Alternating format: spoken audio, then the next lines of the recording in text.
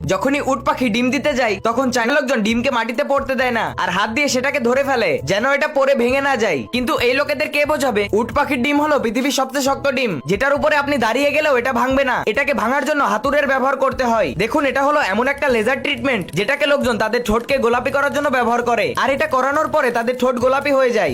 জাপানের এই ফলকে দেখে আপনিও চমকে যাবেন। দেখুন, আসলে এই ফলটা হলো নাশপাতি, যেটা আমাদের দেশেও পাওয়া যায়, কিন্তু জাপানে পাওয়া নাশপাতির ভিতরে অনেক বেশি পরিমাণে পানি থাকে। এই জন্য লোক এটাকে খাওয়ার থেকে বেশি এইভাবে হাত দিয়ে পিষে দেয়, কেননা লোকজন এটাকে ফাটিয়ে অনেক মজা পায়। দেখুন, বাইরের দেশে ইট ওঠানোর জন্য এই ধরনের টুলের ব্যবহার করা হয়, যেটার মাধ্যমে একবারে 4টা ইটকে ওঠানো যায়। চায়নাতে আজকাল এমন বেডশিট এসে গেছে যেখানে স্ক্রিনও লাগানো থাকে, আর এই লোকগুলো এটাকে নিজের মুডের সাথে চেঞ্জ করতে পারে। যখনই বড় বড় জাহাজে ডিজাইন বানাতে হয় তো এটার জন্য এই ধরনের লম্বা রডের ব্যবহার করা হয়। ভবিষ্যতে আপনার বাড়িকে এইভাবে তৈরি করা হবে, যেখানে এই মেশিনের মাধ্যমে সিমেন্টকে লেয়ার বাই লেয়ার বসিয়ে ঘরকে তৈরি করা হবে, আর এই মেশিন কয়েক সপ্তাহের মধ্যেই বাড়িকে তৈরি করে ফেলবে।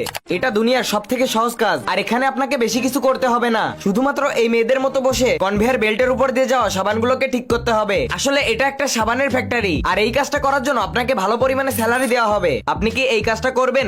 দেখুন, বাইরের দেশে লক্ষ লক্ষ ছোট ছোট মাছকে এইভাবে সমুদ্র থেকে ধরা হয়, এরপরে ছাকনি দিয়ে এটার পানিকে ছেঁকে মাছকে আলাদা করে ফেলা হয়, তারপরে এই জীবন্ত ছোট মাছ দিয়ে পাপড় বানানো হয়, যেটাকে ওইখানকার লোক অনেক মজা করে খায়। এই মেশিনের মাধ্যমে এইভাবে গবাদি পশুর খাবারকে প্যাকেট করা হয় যেন এটাকে শীতের সময় ব্যবহার করা যায়।